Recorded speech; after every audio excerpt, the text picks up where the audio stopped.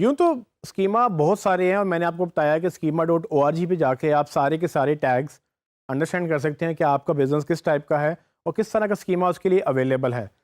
एक और मैं स्कीमा आपको बताने जा रहा हूँ जो रेसिपी से रिलेटेड है। अगर आप फूड ब्लॉग चलाते हैं या आपका किसी भी तरह से फूड से रिलेटेड या रेसिपी से रिलेटेड बिजनेस है या वेबसाइट है, तो आप इस स्कीमा ज़रूर यूज़ करें, क्योंकि अगर आप अक्सर कोई वेबसाइट पे कुछ सर्च करें जैसे कि बिरयानी, तो आपको कुछ इस तरह के रिजल्ट्स मिलेंगे और आप देखेंगे कि जितना मैंने ये एरोज़ लगाए हैं इन सब में क्या खासियत है। इन सब के अंदर आप देख सकते हैं कि किसी में आपको स्टार्स मिल रहे हैं, सबके साथ तस्वीरें नज़र आ रही हैं आपको, किसी में कैलोरीज लिखी हुई हैं, किसी में कुकिंग टाइम लिखा हुआ है, किसी में सर्विंग भी लिखी हुई है, किस तरह से आप कितने परसेंट को सर्व कर सकते हैं। ये एक्स्ट्रा इन्फॉर्मेशन गूगल दिखाना चाहता है रिगार्डिंग रेसिपीज़ कि अगर आप रेसिपी की कोई रेसिपी ढूंढ रहे हैं, वो दुनिया में बेशुमार खाने पकते हैं, बेशुमार कल्चर्स हैं खानों से रिलेटेड। सो रेसिपी एक बहुत बड़ा बिजनेस भी है। अगर आप रेसिपी बना रहे हैं, आपको जब क्लिक करने लगेंगे तो आप इसमें से डिसाइड करेंगे कि आपने किस पे क्लिक करना है, क्योंकि अगर आपको गूगल अच्छी इन्फॉर्मेशन देगा और आप खुद ही अंदाज़ा लगाएं कि अगर आपको इन्फॉर्मेशन अवेलेबल है तो आप इसमें क्लिक करना पसंद करेंगे। अगर ये इन्फॉर्मेशन अवेलेबल नहीं है और दोनों दो रिजल्ट आपको नज़र आ रहे हैं, जिसमें है और जिसमें नहीं है, आप बेसिकली उस यूआरएल पे क्लिक करते हैं जिसमें आपको ज़्यादा इन्फॉर्मेशन मिलती है। तो मैं आपको इसके लिए भी टूल अवेलेबल है। आप नेट से बेशुमार आपको रेसिपी के स्कीमा टैग जनरेटर मिल जाएंगे, लेकिन ये एक टूल मैंने ये आपके लिए यहाँ पर लिंक दिया है। इसको आप यूज़ करते हुए स्कीमा का टैग जनरेट कर सकते हैं और मैं आपको एग्जैक्टली अभी लाइव ये करके भी दिखाता हूँ। ये मर्कल एसईओ के एक स्कीमा टैग जनरेटर है, आप इसको यूज़ कर सकते हैं। इसमें मैंने रेसिपी ऑलरेडी सिलेक्ट की हुई है।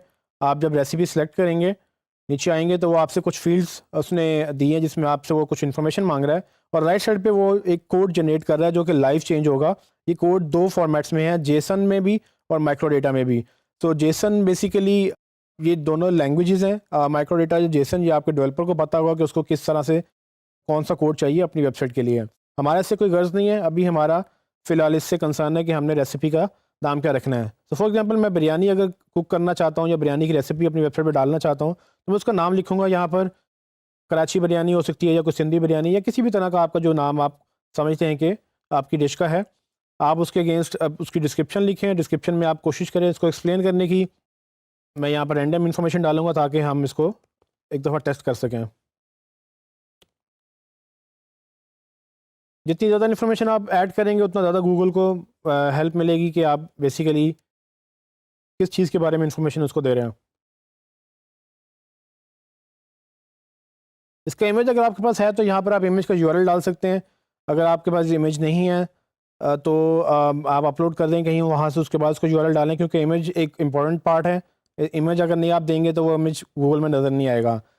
क्रिएटर इसका अभी आई डोंट नो यहाँ पर कौन क्रिएटर है, लेकिन अगर आप क्रिएट कर रहे हैं तो आप अपना नाम लिख सकते हैं यहाँ पर, या अपनी वेबसाइट का या अपने किचन का, जो भी आपका अगर रेस्टोरेंट है तो आप उस पर नाम लिख सकते हैं।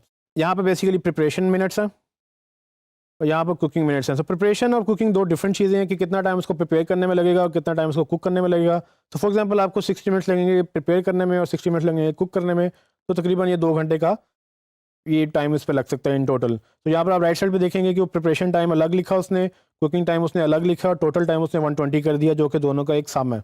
तो जब वो इन दोनों को प्लस करेंगे तो 120 आपका टोटल मिनट्स लगेंगे, जो कि ऑलमोस्ट 2 घंटे हैं। आप इसके बाद ये कैटेगरी बता सकते हैं कि एपेटाइज़र है, एंट्री है या डेजर्ट है। उसके बाद कुजीन में आप एक्सप्लेन कर सकते हैं कि किस तरह की ये कुजीन है। अब मुझे तो फूड का ज़्यादा आइडिया नहीं है, लेकिन आप अपनी फ़ूड को अगर बेहतर जानते हैं तो आप उसको यहाँ पर प्रॉपर मेंशन करें कि ये किस डेजर्ट में या किस कुजीन में फॉल करती है।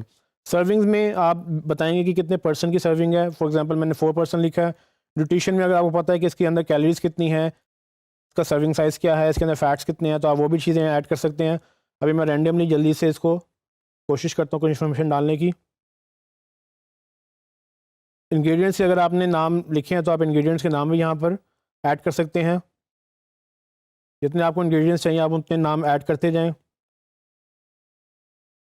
और मेक श्योर करेंगे जी आप एक पूरी प्रॉपर लिस्ट मेंटेन करें। जैसे ही आप देख रहे हैं कि राइट साइड पे ये आपको जो हाईलाइटेड एरिया नज़र आ रहा है, यहाँ पर सारी इन्फॉर्मेशन ऐड होती जा रही है। इसी तरह से मजीद आप देखें वीडियो भी ऐड कर सकते हैं, रेटिंग भी ऐड कर सकते हैं। There is lot of things जो आप इसमें ऐड कर सकते हैं। सब टू यू कि आप किस तरह से इसको जनरेट करते हैं। मेरा गोल ये था कि मैं आपको ये बताऊं कि किस तरह से आप इसको एक कुकिंग रेसिपी को अपनी इन्फॉर्मेशन डालकर आप गूगल में एक बेहतरीन प्रेजेंटेशन दे सकते हैं अपनी वेबसाइट की, और उसके बाद गूगल आपको रैंक भी करेगा। तो इसको वैलिडेट करने के लिए मैं इस कोड को कॉपी करता हूँ यहाँ से, और इसको देखते हैं कि अभी तक जितना हमने कोड जनरेट किया है ये कोड कितना वैलिडेटेड है। मैं वापस जाऊँगा गूगल स्ट्रक्चर डेटा टेस्ट में, और यहाँ पर मैं बजाय इसके कि मैं फैच यूआरएल करूँ, मैं एक कोड स्निपेट डालूंगा जो कि मेरा कोड मैंने कॉपी किया, यहाँ मैं पेस्ट कर दूँगा, और उसके बाद टेस्ट रन करूँगा, देखूंगा कि गूगल ने इसमें से क्या क्या पिक किया और कितनी वार्निंग्स हैं। तो आप देख सकते हैं कि गूगल ने इसकी टाइप रेसिपी जनरेट की है, नाम भी लिखा है, उसकी डिस्क्रिप्शन भी है, बाकी सारी इन्फॉर्मेशन भी उसने ऐड की है। उसने ये भी एरर्स दिए हैं कि मिसिंग पार्ट क्या है। इमेज मैंने नहीं डाला था तो उसने इमेज का एरर दिया है, आपको इमेज डालना है। ये एरर का मतलब ये है कि ये जब तक एरर रिमूव नहीं होंगे तब तक गूगल इसको पिक नहीं करेगा। 3 वार्निंग्स हैं। वार्निंग्स का मतलब ये है कि आप अगर ये एग्रीगेट रेटिंग की जो चीज़ें हैं वार्निंग्स में ये डालेंगे तो अच्छी बात है, नहीं डालेंगे तो गूगल फिर भी इसको पिक कर लेगा। सो इस तरह से आप अपनी वेबसाइट पे इस कोड को कॉपी करेंगे, जहाँ पर भी आपकी रेलिवेंट इन्फॉर्मेशन है अपने डेवलपर को बताएंगे कि इस तरह से आपको इन्फॉर्मेशन चाहिए, तो वो आपको ऐड कर देगा, या आप खुद भी ऐड कर सकते हैं, और आपकी एक वेबसाइट जो है रेसिपी वाली वो गूगल में बेहतरीन रिजल्ट्स लेकर आ सकती है।